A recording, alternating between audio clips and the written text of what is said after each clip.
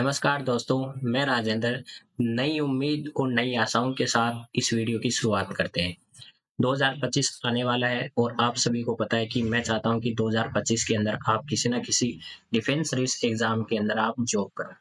उसके रिगार्डिंग जो 2025 के अंदर जो सबसे पहले हमारे पास इंफॉर्मेशन है, जो सबसे पॉजिटिव इंफॉर्मेशन है, वो है एनडीए का नोटिफिकेशन। आप सभी जानते हो कि एनडीए को यूपीएससी कंडक्ट करवाता है और 1 साल के अंदर एनडीए का एग्ज़ाम 2 बार होता है, एक अप्रैल मंथ के अंदर और एक सितंबर मंथ के अंदर। जो अप्रैल मंथ के अंदर एग्ज़ाम होगा, उसका नोटिफ़िकेशन यूपीएससी ने रिलीज़ कर दिया है।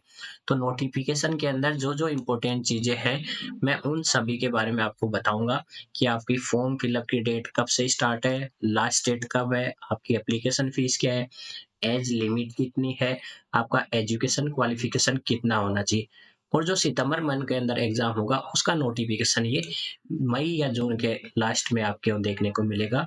तो आप देख सकते हो स्क्रीन के अंदर कि 2025 एनडीए एग्जाम की डेट्स आउट हो चुकी है। जो भी इम्पोर्टेंट चीजें उनको हम अब देखते हैं। सबसे पहले आप स्क्रीन पे देख रहे हो इम्पोर्टेंट डेट्स कि आपके जो एप्लीकेशन है वो कब से स्टार्ट होने वाले हैं। वो 11 दिसंबर से आपसे स्टार्ट होंगे और कब तक है आपके 31 दिसंबर तक लास्ट डेट रखी है। आपको अप्रोक्सीमेटली मान के चलो तो आपको 20 डेज का टाइम दिया गया है इन्होंने फॉर्म भरने के लिए। इसके बाद में इन्होंने करेक्शन की डेट रखी है।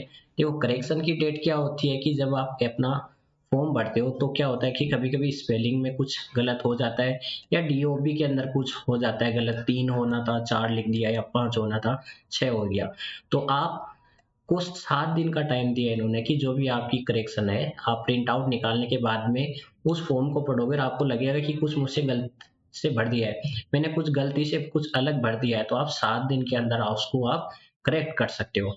और ये एग्ज़ाम की डेट आपको पहले ही बता देते कि 13 तारीख को आपकी एग्ज़ाम होने वाली है और आपका एडमिट कार्ड एग्ज़ाम से 4-5 दिन पहले आपको इनकी वेबसाइट पे देखने को मिल जाएगा। इसके बारे में अपन बात करते हैं एप्लीकेशन फ़ीस के बारे में। तो जनरल और ओबीसी के लिए ₹100 है, एससी-एसटी के लिए कोई फ़ीस नहीं है और फीमेल कैंडिडेट के लिए भी कोई फ़ीस नहीं है। जनरली क्या होता है कि यूपीएससी जितने भी एग्जाम कंडक्ट करवाता है उनके लिए ओबीसी और जनरल की फीस ₹100 रखता है और इन बाकी के लिए 0 रखता है। और आप ये एक चीज और देख सकते हो कि आज से 3 साल पहले एनडीए के अंदर फीमेल कैंडिडेट के लिए कोई रिक्रूटमेंट नहीं होता था, लेकिन अब 3 साल से एनडीए के अंदर फीमेल की वैकेंसी भी आती है। अब एज लिमिट के बारे में देख लेते हैं। तो एज लिमिट में जो आपके लिए क्रूशियल जो चीज़ है, जो याद रखने वाली वही है कि आपका जो डीओबी है, डेट ऑफ बर्थ क्या है, 2 जुलाई 2006 के बाद हुआ होना चाहिए और 1 जुलाई 2009 से पहले का। इन 2 डेट के बीच में अगर आपका डीओबी है, तो आप फॉर्म भरने के लिए एलिजिबल हो। इस डेट से पहले और इस डेट के बाद, मतलब इस 2006 से पहले और 2009 के बाद में अगर इस आपका यहाँ पे डीओबी है तो आप फॉर्म नहीं भर सकते और आपका मैरिटल स्टेटमेंट और आप अनमेरिड होने चाहिए। ठीक है। और टोटल पोस्ट कितनी है? 406 है आपकी। जनरली हर बार इनकी पोस्ट का यही रहता है, 400 से लेके 420 के बीच में। साल के अंदर 2 बार एग्जाम होती है तो अप्रोक्सीमेटली 800 पोस्ट ये रिक्रूट करते हैं। अब देखिए, ये है जो आपके लिए सबसे इम्पोर्टेंट बात। हमने पहले बात की आपके लिए क्या-क्या थी कि भाई फॉर्म के कब से स्टार्ट हो रहे हैं, एप्लीकेशन फीस के बारे में, फिर हमने आपकी एज लिमिट के बारे में बता दिया। इस टेबल को देखने से पहले मैं आपको एक चीज़ बताता हूँ। देखो, इस टेबल को देखने से पहले आप देखिए, पहले आपको मैं बताता हूँ कि आपका एग्ज़ाम होगा। रिटन होने के बाद में रिटन की मेरिट निकलेगी और उसके बाद में आपका एसएसबी होगा। एसएसबी होने के बाद में आपका फाइनल मेरिट निकली। उस फाइनल मेरिट में आपका सिलेक्शन होने पे आपको 3 कैटेगरियों में है। ये 3 कैटेगरी है, तो जैसे कि आप किसी भी कैटेगरी से में फॉर्म भरो, आप एक ही जगह जाने वाले हो, नेवल डिफेंस एकेडमी के अंदर। ये नहीं कि भाई आर्मी से आपने इस विंग से फॉर्म भर के सिलेक्शन लिया तो वो अलग जगह जाएगा, ये वाला अलग जगह जाएगा, ऐसा नहीं है, सबको एक ही जगह जगह। लेकिन फर्क क्या होता है कि अगर आर्मी विंग से भर रहे हो ना, तो आपके पास एक ये ऑप्शन है कि आपके पास जरूरी नहीं है कि 12th के अंदर मैथ्स और फिजिक्स हो। अगर आप नॉन मेडिकल स्टूडेंट भी हो तो भी आपके पास क्या, आपके पास फॉर्म भरने के लिए यूपीएससी आपको चांस देता है कि आप आर्मी वाले विंग के अंदर फॉर्म भर सकते हो। और आप देख सकते हो कि यहाँ पे टोटल नंबर ऑफ पोस्ट भी सबसे ज्यादा है, कितनी? 208। इसके अंदर कोई भी भर सकता है, आपके पास सब्जेक्ट्स कोई मैटर नहीं करता, आपके पास क्या सब्जेक्ट है, आप 12th अपीयरिंग होनी चाहिए प्लस 12th पास। 12th अपीयरिंग का मतलब यह है कि जब आप इसका फॉर्म भर रहे होते उस समय आप 12th में होने चाहिए, प्लस क्या होने चाहिए, आप या 12th पास किए हुए होने चाहिए।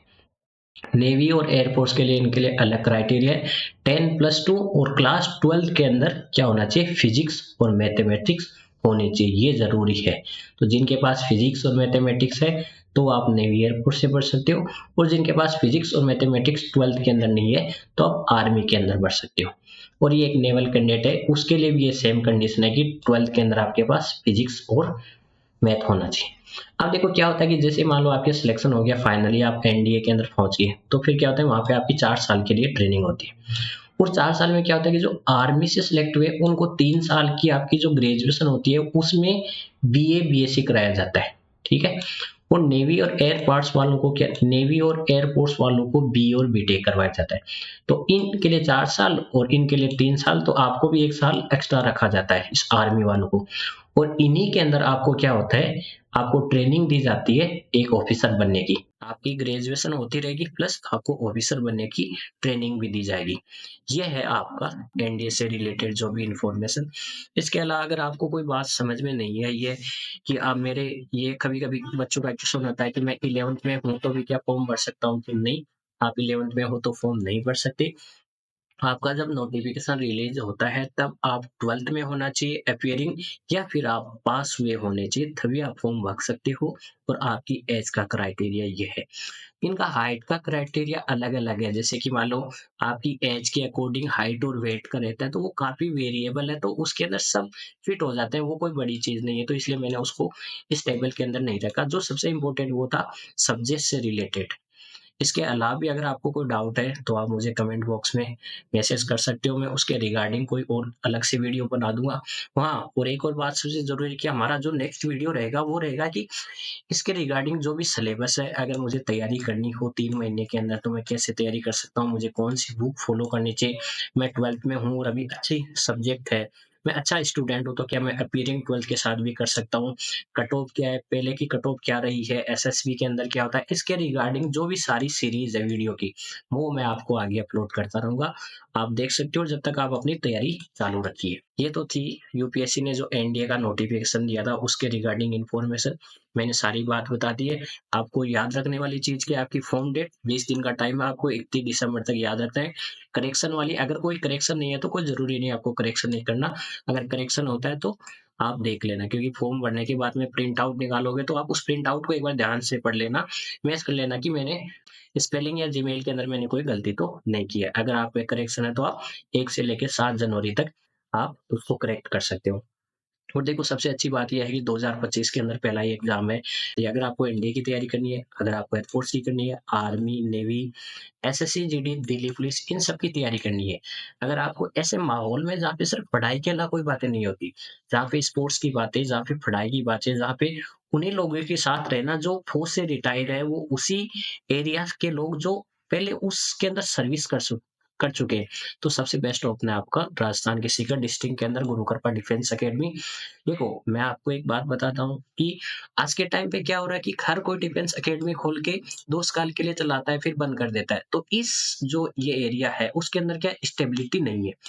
स्टेबिलिटी नहीं, वो क्या है कि अपना सिर्फ पैसों के लिए अपना काम कर रहे हैं, सिर्फ ओनली मनी चाहिए उनको कि 2 साल के लिए 50 पैसे रख लिए, उनसे हुआ तो ठीक है, नहीं होता। लेकिन ये देखिए गुरु कृपा डिफेंस अकेडमी की तो ये पहली बात है कि ये 2013 में सबसे पहले फाउंडिंग हुई थी। आज इनको 11 साल हो चुके हैं। 11 साल के अंदर आप सीकर डिस्ट्रिक्ट में किसी से बात कर लिए कि मैं आपको दावे के साथ कह सकता हूँ इतना लंबा समय किसी डिफेंस अकेडमी ने आज तक नहीं बताया है। क्यों? क्योंकि लोग प्रॉफिट बेसिस पे काम कर रहे हैं ना, उनको सिर्फ प्रॉफिट से मतलब है, थोड़ा-सा ही आप लॉस में गए तो वो बंद करके चल जाते हैं। यहाँ पे ऐसा नहीं होता है, हम सिर्फ स्टूडेंट के फ्यूचर के लिए है, चाहे लॉस करना पड़े। हम सिर्फ स्टूडेंट के फ्यूचर को देख के काम करते हैं। और आप स्टेबिलिटी की तो बात मैं कर ही था, उसके साथ-साथ ही आप रिज़ल्ट को देखिए। आप यहाँ पे आके लोगों से मिलिए, आप यहाँ के स्टूडेंट से मिलिए, आपकी जो फैकल्टी है वो परमानेंट है, मतलब कि फिक्स है कि स्टार्टिंग में जो फैकल्टी है तो पूरे साल तक वही रहेगी, आपको ऐसा नहीं कि बीच में चेंज हो गया, ये ऐसा नहीं है कि कभी-कभी होता है कि बहुत सारे इंस्टीट्यूट स्टार्टिंग में एडमिशन के टाइम पे अच्छी फैकल्टी रख लेते हैं, तो उसके बाद में वो फैकल्टी हट जाती है, फिर बच्चे का फ्यूचर खराब हो जाता है। ऐसा कुछ नहीं है। और बाकी की वीडियोस को आपको देखना है कि हमारा गुरु कृपा डिफेंस एकेडमी का कैसा है, मतलब कि ग्राउंड कैसा है, हॉस्टल कैसा है, ये सब देखना है तो आप इस चैनल पे जाके बाकी की वीडियो देख सकते हो। हमारे हमने सारे वीडियो अपलोड कर रखे हैं। बाकी की आप यहाँ पे आइए, खुद देखिए, खुद विश्वास कीजिए, एक ही छत के नीचे आपको सब कुछ मिलेगा। हॉस्टल भी यहीं पे, कोचिंग भी यहीं पे, फिजिकल भी यहीं पे, सब कुछ एक ही जगह है। ना तो आपको बाहर जाना, ना सिर्फ कुछ और। अगर एक बार आप अंदर आ गए तो मतलब सब कुछ एक ही जगह है। ठीक है दोस्तों, इसी के साथ मैं यहीं पे इस वीडियो को समाप्त करता हूँ। नई वीडियो के साथ मैं आपको नई इन्फॉर्मेशन के साथ फिर से मिलते हैं। Thanks to everyone.